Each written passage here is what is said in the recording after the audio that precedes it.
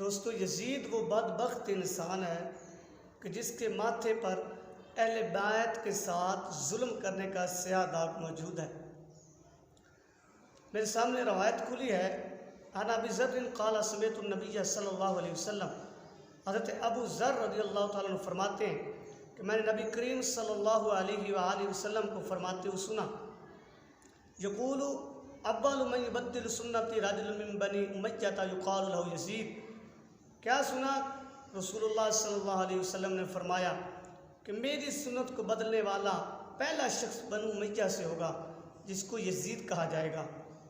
اور یزید کی حرکتیں شراب خور، زناکار، ننگی عورتوں کو نچانے والا، کنیزوں کو نچانے والا، بندروں کے ساتھ کھیلنے والا، کتوں کے ساتھ کھیلنے والا، اور ایسا بدبخت انسان کہ جو فاسق و فاجر ہو، اس کے ہاتھ پر کیا بڑا پاک اور صاف گھرانے کے عظیم انسان امام علی مقام حضرت امام حسین بیعت کر سکتے تھے؟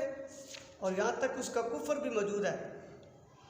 شراب کے ڈیرے لگایا کرتا، شراب کی محفلیں لگایا کرتا، اور یہاں تک کہتا ہے فَإِنْ حَرَّمَتْ يَوْمًا عَلَىٰ دِينِ احمد، اگرچہ دین احمد میں شراب حرام ہے تو پھر کیا کرو؟ فخذ علی دین مسیح بن مریم، تو عیسیٰ بن مریم کے دین پر شراب کو پی لو۔